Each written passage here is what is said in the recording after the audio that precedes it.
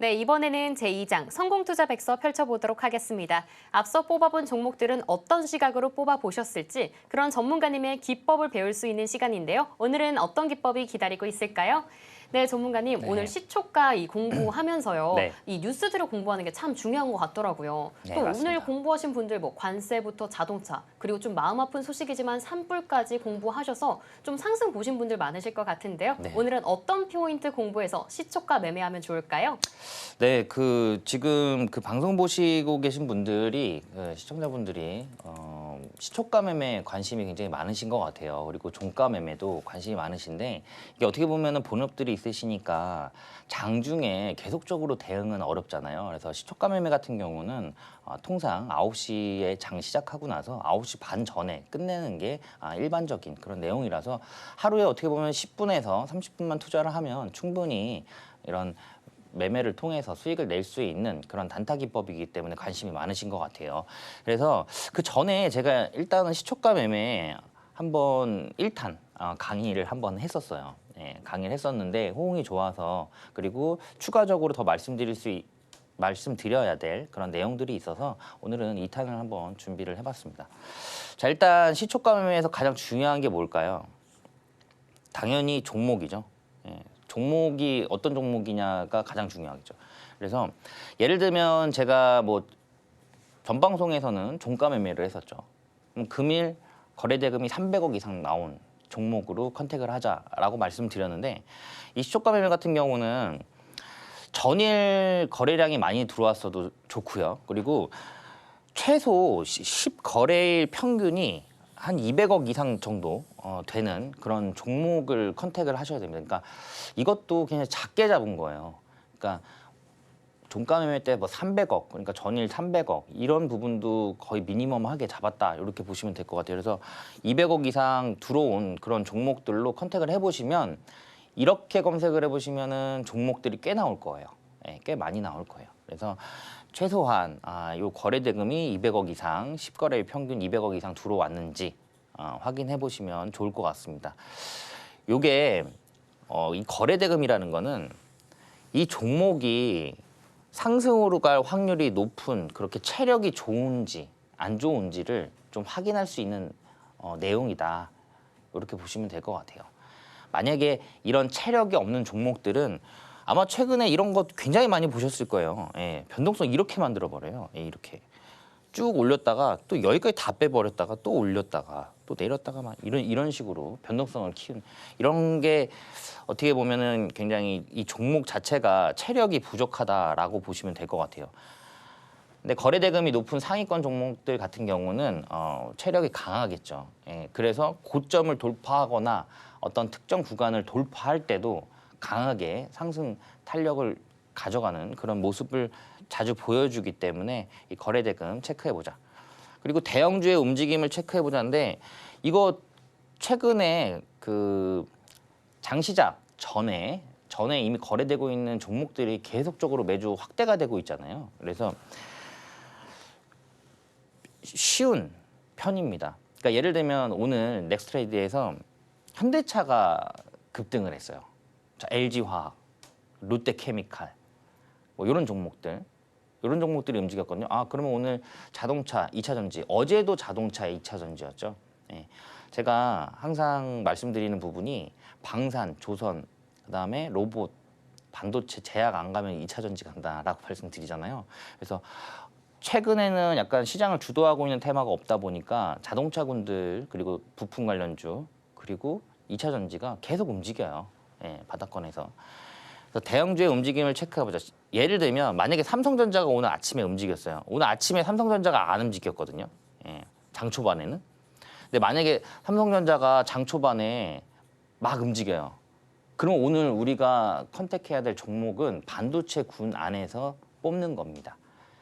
만약에 뭐 삼성 바이오로직스, 뭐 유한양행, 뭐 또 그다음에 뭐 셀트리온 이런 종목들이 올라가요. 그럼 오늘은 제약바이오 이런 식으로. 현대차가 올라가? 그럼 자동차 부품주 이런 식으로 대형주의 움직임을 체크해서 오늘 시장이 어떤 주도 테마가 될 건지를 파악을 하는 거예요. 그래서 금일 주도 테마가 어떤 테마가 될 건지 그 안에서 확률이 높은 종목을 보시면 될 것 같아요. 시초가도 8시 50분부터 넥스트레이드가 진행이 안 되고 있는 종목들도 8시 50분부터 시초가가 어느 정도 뜨는지 대충 알 수가 있거든요. 그래서 그런 부분들 체크를 하셔서 종목을 컨택을 하시면 좋을 것 같고요. 요즘에는 굉장히 빨라요. 예. 다들 좀 스마트 하시다 보니까 시장이 요즘에는 좀 한 발 더 빨리 움직입니다. 한 발 더. 그래서 내일 나올 수 있는 재료를 체크해 보시면 좋을 것 같아요. 요즘에는 내일 이슈가 나오고 내일 급등하는 게 아니라 내일 이슈가 나올 게 예상이 되면 오늘부터 움직여요. 그리고 혹시라도 내일 만약에 이슈가 나와요. 이거는 뭐 주요 일정은 다 확인 가능합니다. 일주일치 전부 다 확인 가능해요. 그래서 예를 들어서 뭐 내일 뭐 엔비디아의 뭐 젠슨왕이 어떤 발표를 한다. 근데 거기에서 삼성전자가 언급될 것으로 예상이 된다. 긍정적으로. 뭐 이런 부분들, 그런 부분들을 먼저 체크를 해볼 수 있겠죠. 그래서 내일 나올 수 있는 재료를 체크를 하게 되면 왜 이게 좋으냐면 만약에 오늘 주가가 움직이다가 만약 시초가를 들어갔어요. 근데 움직이다가 이렇게 뺄 수도 있잖아요. 그죠? 예. 근데 이게 이 빼는 폭이 너무 순간이어서 순간 판단 미스로 만약에 손절을 못 했어요. 예를 들어서. 근데 이 재료는 내일 나올 거야. 그러면 여기서 반등하면서 다시 한번 수익권으로 갈 확률이 높겠죠. 예. 그렇기 때문에 내일 나올 수 있는 재료 미리 체크를 하셔야 됩니다. 미리. 자, 그래서 내일 나올 수 있는 재료 체크를 해보시고 그 다음에는 전일 미증시에서 상승한 종목을 체크를 해보셔야 돼요. 예, 전일 미증시. 그러니까 우리가 아침에 종목이 어떤 종목이 움직일지 예상하기가 쉽지가 않죠. 그리고 어떻게 보면 어떤 기준이 없습니다. 기준이. 어떤 강한 상승 모멘텀이 발생된 그런 빅 이슈가 나왔을 때는 뭐 당연히 편하게 알 수 있겠지만 그런 게 없는 오늘 같은 시장에서는 미증시가 어떻게 보면 어떤 판단의 기준이 된다. 이렇게 보시면 될 것 같아요. 그래서 예전에는 뭐 미증시가 어제 떨어졌다. 그러면 오늘 우리 시장이 떨어지고 뭐 또 올랐다라고 하면은 또 같이 오르고. 근데 요즘은 이것도 미증시도 선물을 많이 따라가요. 선물을. 그러니까 미증시가 지금 선물에서 뭐 상승하고 있냐 아니면 떨어지고 있냐 이걸로 또 우리 시장이 그날 영향을 받습니다. 그러니까 다 한 발 빨리 움직인다. 이렇게 보시면 될 것 같아요.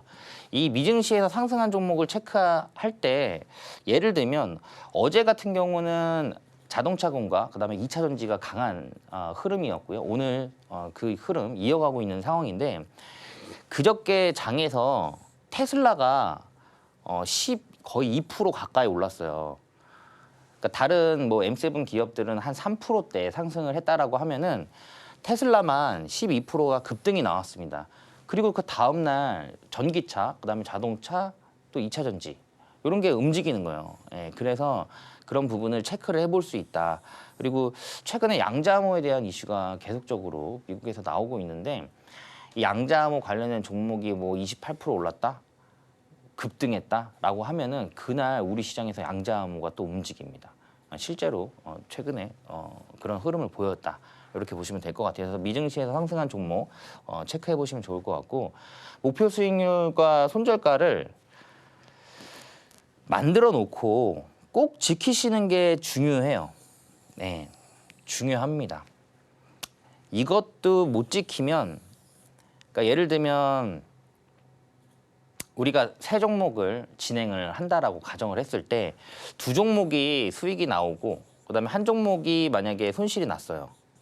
그러면 수익이죠. 예, 수익인데 이 한 종목이 첫 번째로 컨택된 종목인데 이 종목을 손절을 못 하시게 되면 이거 보시느라고 이 두 종목 다 놓치거든요. 예, 이 두 종목을 다 놓쳐버려요.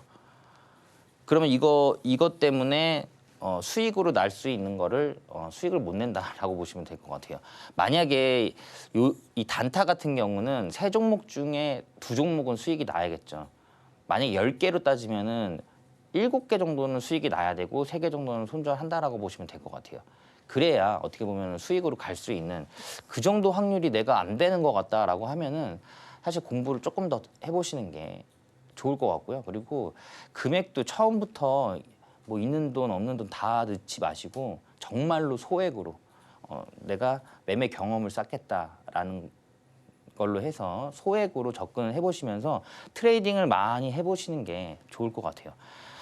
자, 뭐 기준이 따로 뭐 없으시다라고 하시면은 목표 수익률 뭐 한 3% 정도에서 1차 수익 내고요. 절반 정도. 그다음에 또 한 5% 올라가면 또 절반 정도 매도하시고 그럼 남은 물량이 이제 적잖아요. 네, 적은 물량은 좀 내가 편안하게 끌고 갈 수 있는 상황이고 이미 2차례 수익을 냈기 때문에 좀 심리적으로 좀 충분히 끌고 갈 수 있는 그런 상황이죠. 그 상황에서는 추세가 깨지지 않으면 한번 계속 끌고 가보는 거예요. 그래서 수익을 좀 극대화하는 그런 형태로 가시면 될 것 같고 손절가는 3%에서 한 5% 사이 잡으시면 되겠죠. 나는 마이너스 10% 내려와도 이 종목은 분명히 갈 거기 때문에 난 마이너스 10% 오면 더 살 거야. 이렇게 생각하시는 분들이 있거든요. 그런 분들은 뭐 손절가 알아서 잡으시면 되겠죠. 그 정도의 자신이 있다라고 하면은. 자, 그래서 그런 식으로 잡고 목표 수익률과 손절가를 지키자. 그리고 9시 반 전에 끝내야 됩니다. 9시 반 전. 우리 시장에서 수급이 가장 많이 들어오는 시간이죠. 9시부터 9시 반. 그리고 실제로 시초가 매매하시는 분들이 이때 참여도가 가장 높아요. 9시에서 9시 반. 왜? 그리고 나서는 이제 또 본업들이 있으시니까 일 보셔야겠죠. 이때 가장 수급이 많습니다. 여기에서 수익 볼 확률이 70%예요. 요거 넘어가면서 오후장으로 넘어가면서 손실 볼 확률이 70%입니다. 요거 넘어가면서 오후장으로 넘어가게 되면 자, 그래서 오후장에서는 사실 단타는 안 하는 게 좋으실 거예요. 만약에 한다라고 했을 때는 시간이 뒤로 가면 뒤로 갈수록 투자 금액이 더 적어져야겠죠. 그래서 오후장에서는 웬만하면 안 하시는 게 좋을 것 같아요. 저도 뭐 단타를 굉장히 많이 했기 때문에 뭐 지금 뭐 10여 년 했기 때문에 오후장에서는 잃을 확률이 높습니다. 그래서 안 하시는 게 좋으실 것 같아요. 물론 오후장에서도 수익을 낼 수 있어요. 낼 수는 있지만 지금 시청하고 계신 분들은 당분간은 매매 트레이딩을 많이 해보시면서 경험을 많이 쌓으시고요. 그 이후에 접근해 보시는 것도 괜찮겠죠. 그리고 저항과 지지를 확인을 하셔야 돼요. 내가 시초가 종목을 진행을 할 건데 이 주가가 어디에 위치해 있는지 그걸 먼저 이제 파악을 하는 거죠. 예를 들어서 이게 박스권 형태로 움직였다라고 했을 때 여기에서 이렇게 올라오다가 시초가가 여기에서 만약에 시작을 해요. 근데 여기에서부터 이 박스권 상단 이게 저항이죠. 저항이고 이게 지지잖아요. 지지죠. 지지인데 여기에서 시초가가 떠서 시작을 하는데 여기에서부터 여기까지 구간이 만약에 1%밖에 안 돼요. 그러면 이거는 하지 않는 겁니다. 차라리 여기에서 이걸 돌파를 해서 시초가가 여기서 시작해요. 그러면 이 저항이 돌파가 되면 지지로 바뀌잖아요. 여기에서 떨어질 확률이 1%고 올라갈 확률이 더 높다라는 거예요. 여기는. 여기에서 지지를 받을 거니까. 그러면 심리적으로 여기가 저항선이었는데 돌파가 됐고 여기가 지지니까 이 지지 깨지면 그냥 손절 보시면 됩니다. 만약에 이 지지가 깨지는 게 막 한 2% 구간이에요. 이건 그냥 그러니까 손절이 짧다라는 거죠. 어떤 기준점이 있으니까 이런 식으로. 되려 여기에서 이렇게 올라가다가 시초가가 여기에서 시작을 해요. 되려 이런 게 낫죠. 이거보다는. 여기는 이 저항을 맞고 내려올 확률이 높고요. 여기는 지지를 받고 올라갈 확률이 높기 때문에 시초가가 마이너스로 만약에 뜬다라고 했을 때는 차라리 이런 게 낫다. 그리고 이평선은 정배열이 되어 있어야 됩니다. 요거는 차트를 보면서 설명드릴게요. 자, 이건 정배열이 아니죠. 정배열이 아닙니다. 이렇게 돼버리면 이 이게 이제 노란 선이 21선이에요. 요게 21선이고 요게 61선, 요게 121선. 이게 다 저항입니다. 다 저항. 그러니까 만약에 시초가가 여기서 이런 식으로 여기서 시작을 했어요. 그럼 요거 맞고 내려올 확률이 더 높아요. 계속적으로 맞고 내려오고 맞고 내려오고 맞고 내려오고 이런 식으로. 그래서 시초가 매매로는 역배열은 피하셔라. 차라리 이런 데서 시초가가 이렇게 시작하는 시초가가 이런 데서 시작하는 이런 종목들이 좋은 종목이다. 이렇게 보시면 될 것 같아요. 자, 이 121선 같은 경우는 뚫기 어려운 장기 이평선이죠. 이 장기 이평선을 돌파를 하면서 시초가를 만든다. 당연히 뚫기 어려운 장기 이평선을 뚫을 때는 이슈가 나왔겠죠. 어떤 이유가 있겠죠. 예. 그 이슈가 오늘 시장을 이끄는 주도 테마인지도 확인을 해보셔야 될 것 같아요. 자, 그리고 이건 클로버 차트인데 지금 이게 기준봉입니다. 기준봉. 기준봉 설명은 제가 그 전 영상이 있으니까 참고로 하시면 될 것 같아요. 자, 여기가 이제 저항이죠. 이 고점이 돌파한 이후에는 지지가 되죠. 그러면 여기가 지금 시초가가 마이너스 1.5%에 시작을 했어요. 근데 이 지지 라인에 딱 붙어서 시작을 했기 때문에 여기에서는 한번 매수를 해보시면 지지 라인에서는 해보셔도 된다. 마이너스 1.5%로 시작했는데 이게 그날 9% 넘게 상승했어요. 그러니까 끌고 더 다음 날로 연결해서 끌고 갔으면 더 많이 수익이 났겠지만 요날만도 한 10% 정도 수익권이 나왔다라고 보시면 될 것 같아요. 자, 이런 식으로 저항과 지지를 확인해서 시초가 매매를 해보시면 아마 좋은 성과가 있지 않을까 이렇게 말씀드릴 수 있을 것 같아요. 사실 내용이 원체 길긴 한데 그리고 요즘에 트레이딩 자체가 많이 복잡해졌죠. 그래서 그런 부분들 혼자 하기 좀 매매 어려우신 분들은 저와 함께 하시면 될 것 같습니다. 잠시 후에 히든 종목 오픈해드리도록 할게요. 네.